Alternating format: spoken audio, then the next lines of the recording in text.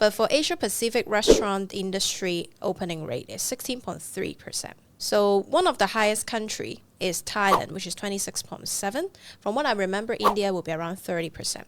And Hong Kong is actually not doing too bad. It's 21%. Maybe I'm referencing our work where we maintain them.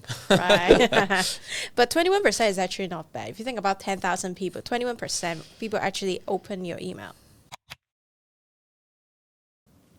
Hi everyone, welcome to Monogic podcast. This is Alexandra, and we have our founder Kieran as well to join our very first video version of our podcast.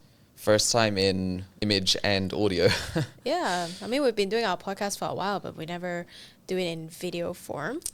Exactly. So we're excited. Today we're going to be talking about email marketing for restaurants, how to leverage it to increase retention rates, and why it's such an effective channel that shouldn't be overlooked, I guess. Right. Yeah, I always feel like email marketing is such a traditional digital marketing way. So weird to say that, but on digital marketing side, this is quite an old school way. Yeah, that's true. Yeah, and I feel like our clients, they are mostly restaurants and bars, our restaurant groups. So we have two type of clients. So first type of clients, they will just say, I'm not sure if email marketing still work, such old school things, who will actually click into the email. First type of client. And then the second type of client will be religiously doing it. Like, I need to do it every month, or I need to do it once every 2 weeks. Yeah, but I mean, I definitely think on our day-to-day work, we do a lot of newsletter marketing. So as a digital marketing expert, what do you actually feel about doing this all the time?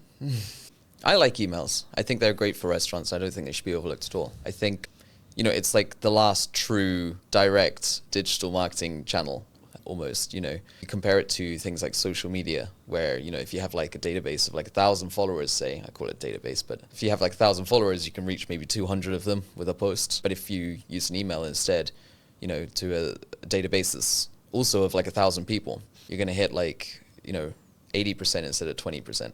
I think it's, and also it directly translates straight to action as well. So like with a social media post, you can't really put like a link in it, or depends which platform you're using, I suppose. But there's a bigger disconnect between acting on that material and observing that material. Whereas with email, you can observe it directly in the email and click straight into a link that opens up into a booking form or whatever. Well, I also think newsletter marketing, you touch on something quite right. Like, you have a lot more control to your content, right? Mm-hmm. Like, I'm not sure if you subscribe to a lot of restaurant newsletter, but I'm sure you're the same as me. Like, I almost receive one newsletter a day about restaurants or bars in Hong Kong and around the world. They have different design, like really close to their brand, and they really some of the hospitality group of restaurants, you definitely see they pay a lot of effort into connecting with their clients or customers. And I always tell our clients, whenever they ask about, does newsletter actually work? For me, my very first thing is how you get this newsletter is usually from the people that actually come to your restaurants. So right. On social media, not necessarily. Like, maybe they follow you on social media because you have good photos, but maybe they never visit your restaurant. But if you get them on email, it's very likely that they already visit once.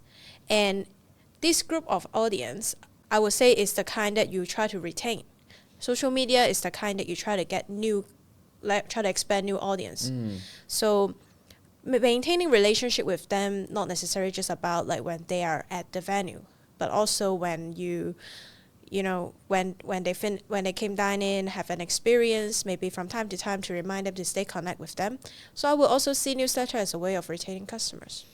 Right. So it has like a different role in the marketing funnel to other platforms, you say? Yeah. Actually, I read a very interesting statistic. Before I started this podcast, I was thinking, for our client, we do know what is the industry standard. We always tell our client there's an industry standard of the open rate. Mm-hmm. So I would say actually many Hong Kong clients, they do have a very impressive email subscribers. You would have, how many you actually think each restaurant subscribers, on their email list? Some people would guess a few hundred, but actually always see like thousands or even 10,000s of subscribers. They've been really, although they might not having a full newsletter marketing campaign in mind before, but they've been trying to get their clients' contact and emails. So 10,000 people, how many percent of open rate you would foresee?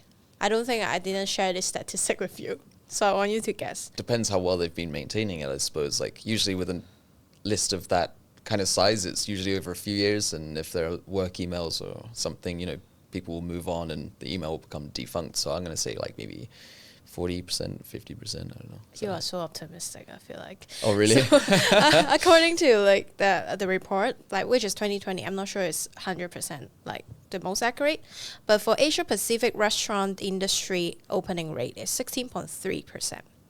So one of the highest country is Thailand, which is 26.7. From what I remember, India will be around 30%. And Hong Kong is actually not doing too bad. It's 21%. Maybe I'm referencing our work where we maintain them. Right. But 21% is actually not bad. If you think about 10,000 people, 21% people actually open your email. Yeah, that's like a strong touch point. That's not just, you know, I've scrolled past this and got an impression. That's like a, you know, they've actioned. They've seen a headline, clicked in. That's already one signal of intent. So that's powerful. That's good. Yeah. So how can restaurants like grow their databases? Well, I think there's multiple way, right? I think one of the way that people always neglect, not saying our clients, but like when it comes to restaurants, I find that they neglect is on their own website. They set up a beautiful website. They design the whole thing. They make a very pretty website, but they don't have a newsletter subscribed boxes. Rookie mistake. Why? You know, like when you look at like some of the hospitality group in Hong Kong, you see they keep placing like, okay, subscribe to our list, and then I have a pop-up, etc. Some restaurants, they just like maybe they just didn't put it in mind. They want to make it very pretty, but they didn't think of putting a newsletter. So if I actually want to subscribe, and let's say I'm at a restaurant, I put my phone number to reserve, but afterwards I actually become a fan of your restaurant and I want to subscribe. But how? Like, because I cannot find it. Right, so it's difficult to stay up to date with news and updates and things. Yeah, and another thing is like you mentioned something about social media. Maybe they are not the actual like dined.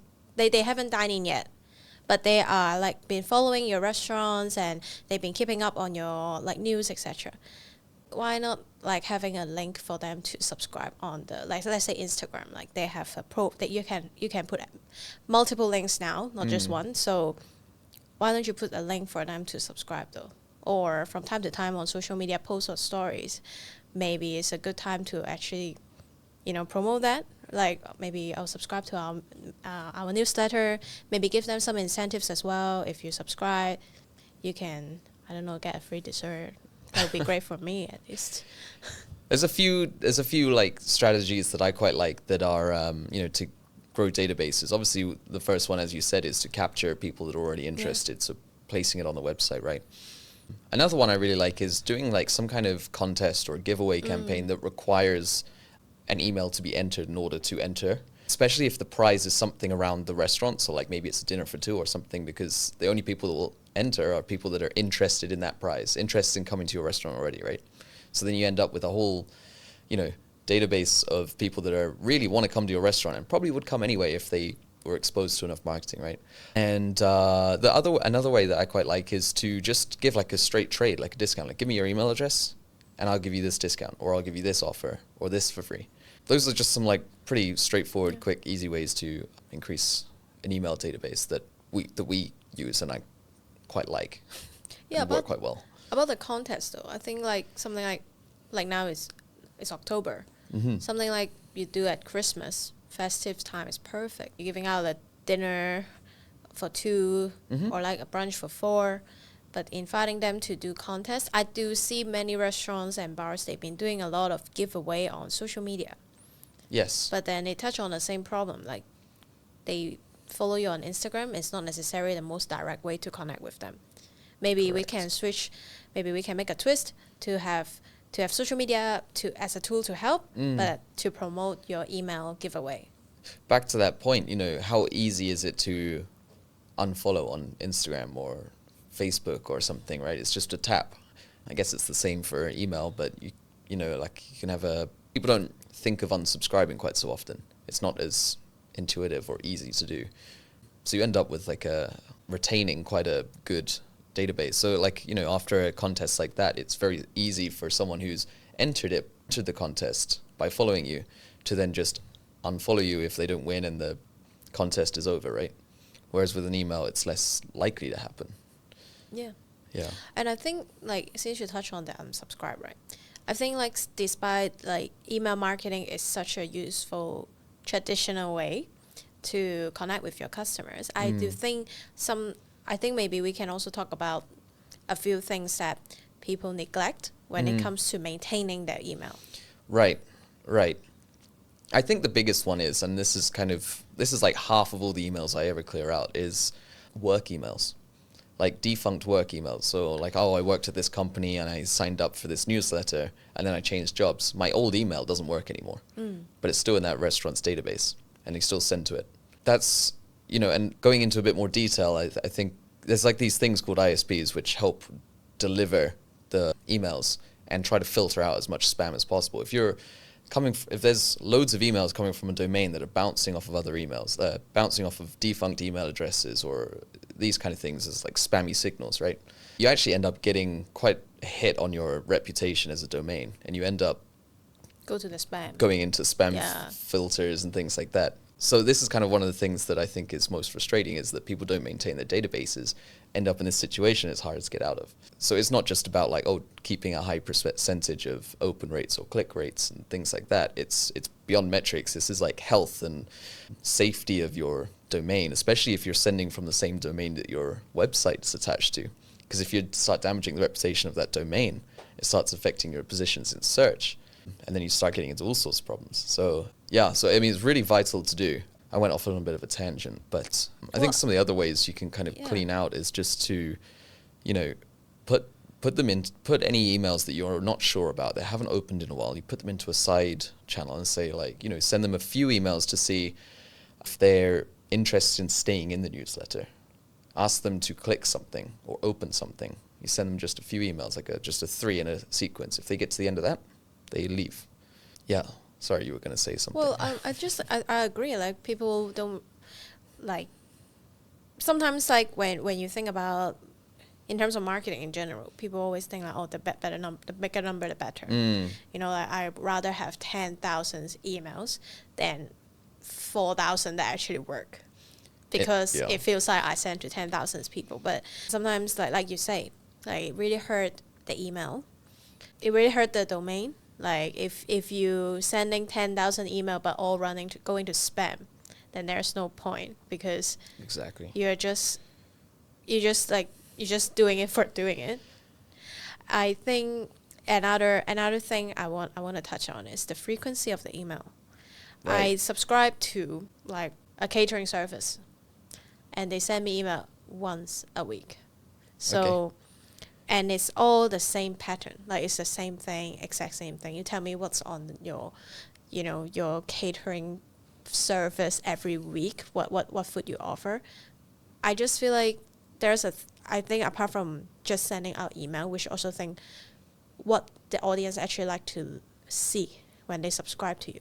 When they subscribe to you, let's say I subscribe to a French restaurant. I'm probably not that interested to know every single week what is your lunch menu. I'm probably interested to know what's behind the team, what's happening behind the team, any interesting news happening. Right. Or no need to be as frequent, right? So like, if you do it like every single week, it's just a reference. For some client, it actually worked. You send every single week. But I'm just saying, if you're sending it for the sake of sending it, like, you would just get more and more people unsubscribe for you. Right. So what you're talking about is like marketing attrition. It's like, where they're worn down by the marketing rather than warmed up as a lead, right? There's actually a really great way that you can avoid this. So as you said, there's some that respond really well to an email every week or twice a week even, and others that will have it once a month max. Otherwise they'll get tired and unsubscribe. And you can just do this by, if your emails are coming from your booking system or POS, right? You can link behavior of this customer to that email address. And you can start segmenting by, how many times they visit, how long ago their first visit was. If they've been a customer for 3 years, that's quite a long time. They probably don't mind getting an email more often because they probably come a lot. And by segmenting, you can kind of personalize as well a lot of this email content. So people that, they come every week, they spend the same amount of money. It doesn't matter if you send them a deal this week via email, right? It makes no difference. They'll still come next week. But then there are others that, they came once or twice, and if they come 1 or 2 more times, then maybe they'd be like a lifetime customer. And so those kind of people you'd want to send, a deal, say like, come down next week, we'll give you 15% off just for being a great customer. We'd love to see you again, or something like this, right? And so this is like a really great way of personalizing your marketing material, ensuring that it's not, becoming wearing for other people that are in your database. Yeah. I mean, like you touch on something really, really right. And I think like one last thing I want to talk about, right? If I'm a restaurant and I already keep falling to the spam, like I keep falling to spam, my domain is basically like done because I've been doing this. Maybe previous marketers or maybe previously they just like have no direction, just been doing that. What would you recommend them to do to fix this problem, like in the short term? So to fix a reputation, like a domain reputation problem, I would maybe either change domain to like a secondary domain, build one that's just for your marketing, your email marketing. So, maybe like for ours it's like monogic.co. Maybe I set up something that's like monogicemail.com or something like that to send to these people. Because then it doesn't affect my website, it doesn't affect my SEO. Another thing I could do is look at some of these warming tools. So there are tools online that you can use that will help warm up your domain, get the ISPs used to you sending a lot of emails, like in high volumes. The way these tools work is that they multiple people will want to warm up their domains.